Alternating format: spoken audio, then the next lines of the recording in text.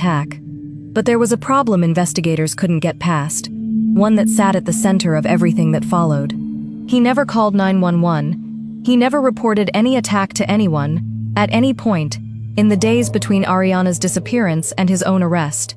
Glendale Police Public Information Officer Jose Santiago later told reporters that detectives found this detail almost impossible to reconcile with the story they were being told.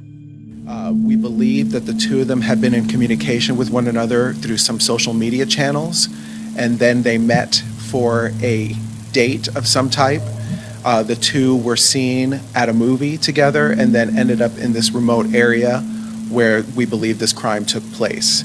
I can tell you that when we have interviewed Mr. Rodolico, he is not claiming to be involved with this situation. Instead, he is saying that the two of them were in this remote area and that two individuals showed up and attacked them. And at some point, he made his escape and Miss Jones stayed behind, and he believes that that's how this all took place. We have sufficient enough evidence to believe that Mr. Rodolico is the person responsible and he is facing homicide charges. A man who claims to have witnessed a violent, unprovoked assault on someone he'd chosen to spend an evening with, who then simply drove away afterward and said nothing to anyone for days, isn't behaving like a witness or a survivor. He's behaving like someone buying time.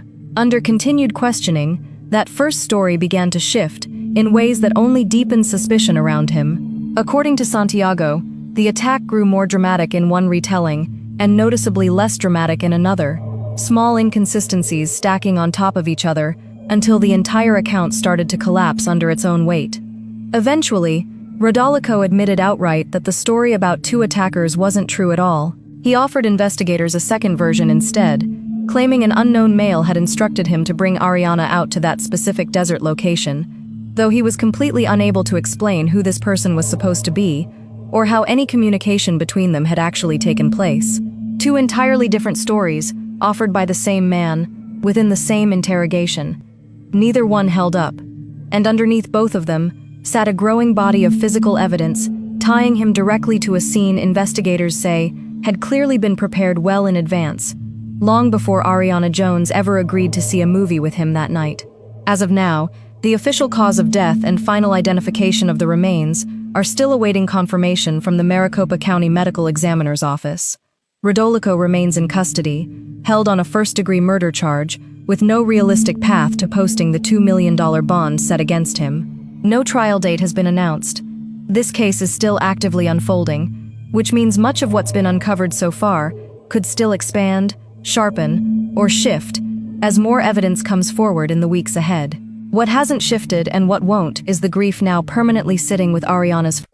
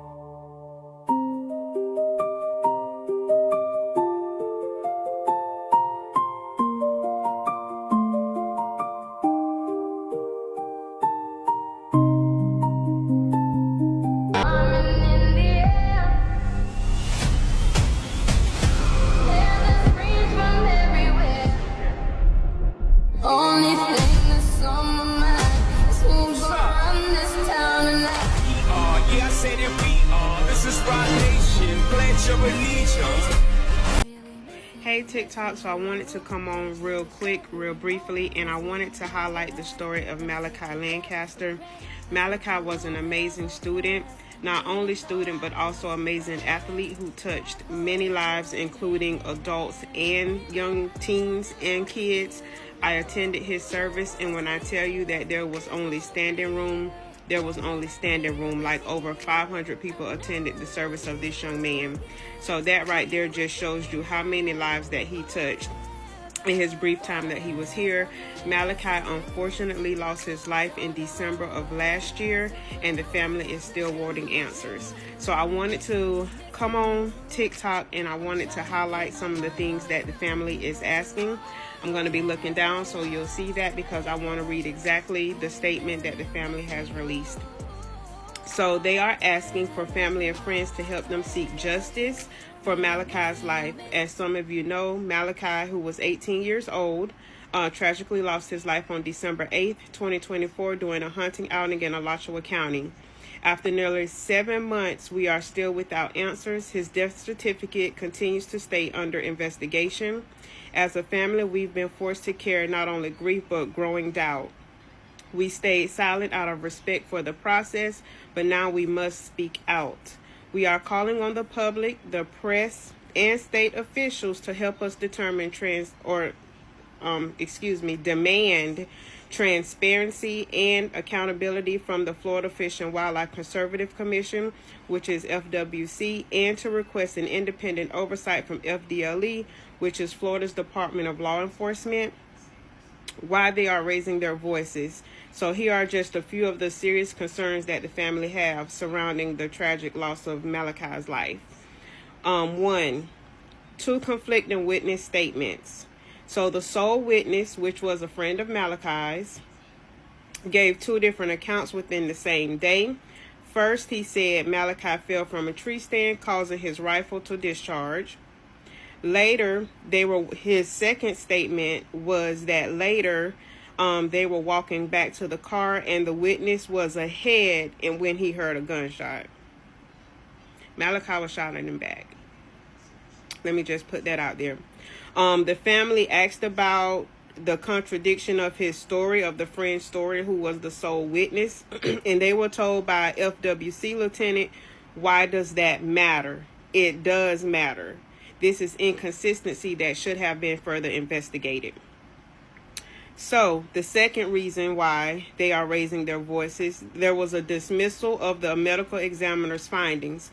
So Malachi suffered a close-range gunshot wound from the lower back upward through his heart, with the bullet lodging in his left sternum. The medical examiner told them that the wound was inconsistent with the witness's story, yet FWC leaned into a theory that a vine caught the trigger of Malachi's rifle.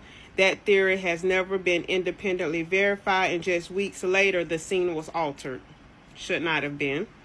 So where the shrubs were cleared and replaced with rock landscaping. The third thing that they are raising their voice about is unreviewed digital evidence. FWC pulled Malachi's phone records to see if he was distracted. He was not.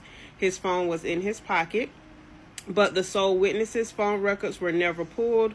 When they asked why, the investigator said he didn't see the need. Really? Okay.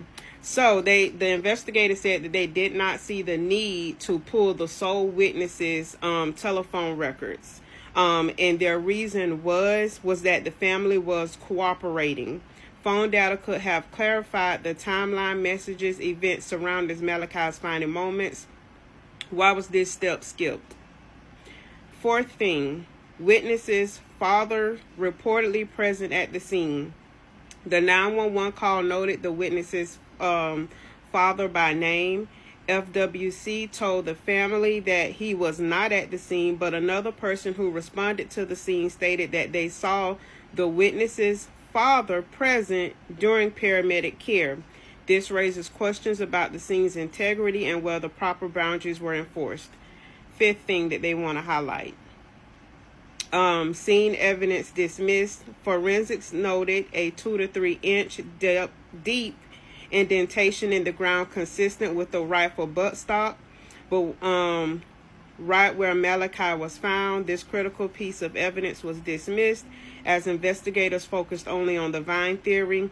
Their sixth thing that they want to highlight is legal concerns about firearms access. The sole witness was a minor using his father's rifle. Was he properly licensed? Did he complete a hunter safety course as Florida law requires? Was this unsupervised hunting activity lawful under state firearm and wildlife regulations? How you can help. So this is the call to action that the family is asking for. 1. Pray for truth and justice. Please set time aside to pray for truth, transparency, justice, peace, and Malachi's case. Pray for wisdom for investigators, courage for witnesses, and strength for our family as we keep fighting for answers no family should have to beg for. Malachi's family, his mother and his father, they are pastors. They own a church, so they are heavy, into the belief for prayer. Please pray for peace for this family, and also, like they said, transparency, knowledge, and just forethought to really want to give this case the insight and the investigation that it should have, as if it was their child who had lost their life, and not just looking at it because this is another black man or a young black man who lost his life, and the witness is cooperating, so we're just going to take what they say and not do any further investigation. Spread Malachi's story. Share this post. You can share my post, save it. Save the video, reshare it, because this really needs to get out. The Lancasters really need justice for their son Malachi. There is no reason why this child's death should still be undetermined, and a proper investigation should not be going on. If you choose to share this story, please tag at my FWC and at FDLEPIO. Use hashtags Justice for Malachi Lancaster, hashtag FWC Transparency, hashtag FDLE Review. Contact FDLE for oversight is another thing that you can do. Demand an independent review of the case. Email brian.smith at myfwc.com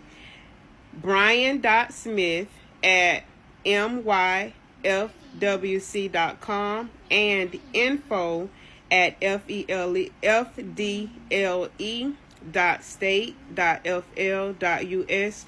You can also call. That number is 850-410-7000. A simple message that you can use. Please launch an independent review into the investigation of Malachi Lancaster's death, which was December 8th, 2024. There are documented inconsistencies and unanswered questions that deserve full transparency. The family would like to note, thank you for standing with us, sharing Malachi's story, and keeping our family in your hearts and prayers. This is, of course, a still photo from a video that the family had attached. Please, y'all, please share this message. They really deserve to have some answers about their 18-year-old son's death. I can't even imagine the impact that this has been on them, and also having to go to every ceremony that Malachi should have been able to attend. For example, his high school graduation. They had to attend that so that they could accept the diploma, because unfortunately Malachi was not here to accept that. The city where he played football also held an awards celebration. They had to attend that to accept the awards on Malachi's behalf. No family should have to go through this, and definitely no person, adult included, family should not know what happened to their loved ones due to improper investigation. Let's talk about a case that is eerily similar to the Nolan Wells case. This here is TJ Davis. His case took place 5 years ago here in St. Paul, Minnesota. He went to hang out with 4 other friends, and he was the only person to not come back alive. Now, I'm actually from the same town as TJ, and although him and I did not know each other personally, we did run in a lot of the same circles and had a lot of the same mutual friends. So I know the story. I feel confident that I would be able to tell this story accurately. However, I do want to read you guys the overview of the story because I think that it sums it up a little bit better than I could. Before I read the overview, I just want to let you guys know, if you Google this, I have no idea whose face is in this corner. It's not TJ's. It could be a relative of his, or it could be Google just being weird as fuck, but I'm covering that. TJ was a 20-year-old from Little Canada, Minnesota, who died in August of 2021 after being swept into a Mississippi River storm drain in St. Paul during a flash thunderstorm. The incident occurred on Sunday, August 29th, 2021, while TJ and 4 other young adults were exploring urban tunnels near Marshall Avenue Bridge. When a sudden heavy downpour flooded the underground storm sewers, 3 of the group were washed out into swiftly moving river. First responders successfully rescued 4 individuals, but TJ was swept away. His body was recovered by Ramsey County Sheriff deputies later that morning. Following the tragedy, his mother, Shira Davis, has actively campaigned for transparency and an official re-examine of the circumstances surrounding that night. The family has raised petitions and sought further investigation from St. Paul Police Department, the BCA, and the FBI, citing unanswered questions regarding events that led to his death. Updates on her ongoing search for justice and closure can be tracked via change.org petition or community discussions like those on KARE 11 News. About a week or so ago, I did see that my friends were sharing some sort of fundraiser or campaign. It might have been through a GoFundMe to support his mother during this time and to help fund the reinvestigation of TJ's case. I will look for it and I will put it in the comments, if not in the caption, so you guys can donate. I do think this is the perfect time to bring more attention to TJ's case, because I remember this case was in the news for a hot second and then it was gone. Like, it was about a day of, you heard it on the radio. I think I did. One day I was at work and I heard about it, and then that was it. I didn't hear anything else about it. And so with Nolan Wells' case, not only Nolan Wells' case, there are many, many cases where young Black men are going to hang out with their friends and they're the only one that's not coming back alive. And I think that we need to talk about it. Okay, the 911 call. Morgan. He called his mom first. She didn't answer. He called his dad second.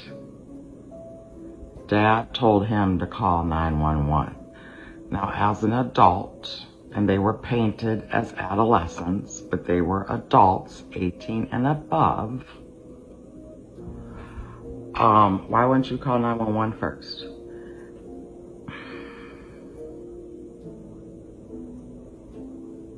So that just doesn't make sense. And I just listened to the 911 call not that long ago, both calls, and it seems muffled. And both of the calls came from one phone. So how did the father know to be there before EMTs? Just a thought. Just a thought. All information that we have right now this is not a hate crime. This is not a targeted attack. The Emmett County Sheriff setting the record straight when it comes to claims we continue to follow surrounding a recent incident at a popular music festival. Investigators say rumors surrounding the severe injuries Lon Hartman suffered during the Blissfest Music Festival are hampering their work. Blissfest posted a statement confirming that Hartman received emergency medical treatment following the ordeal on July 12th. The sheriff's office says Hartman sustained severe lacerations to the neck area. We're told investigators are being inundated with hundreds of voicemails and looking into every tip they receive. We have been made aware of a rumor that Mr. Hartman was able to identify his attacker and that he's able to confirm that this was a target attack. My investigators spoke with family today, and to their knowledge, Mr. Hartman has not communicated that and has not been able to communicate that. The Emmett County Sheriff says for the integrity of this investigation, updates on the case will stay limited. However, we're told investigators are in communication with Hartman's family. Nolan Wells is the wake up to you black people with white friends. What, y'all don't have no self-awareness? Y'all move around white people and forget that you still can't trust white people.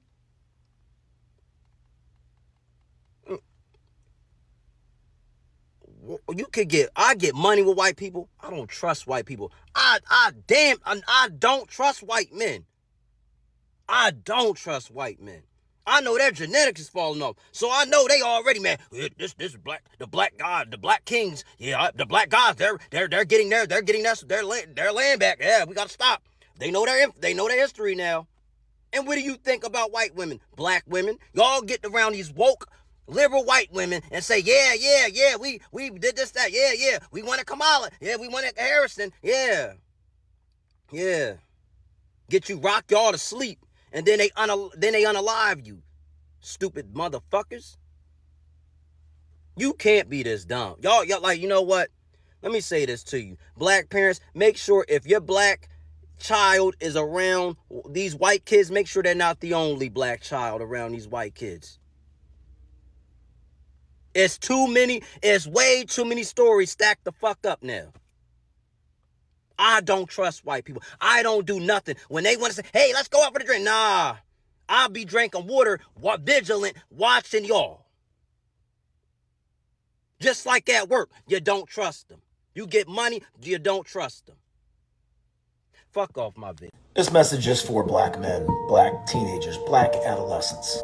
If your friend group is all white guys and you, get out of that group. Get the fuck out of that group. Those people are not your friends. And one day, they're going to do something to you. Only you. Just you. It might be unkind, or it might end you. Are you paying attention to the amount of black men found hanging from trees and drowned and shot or just disappear after having an argument with their white friends? You got to take care of yourselves, all right? Get some more black friends. Have them around too, you know? Shake it up a bit. Anyway, love you. Your mama. Watch this video and let's talk about it.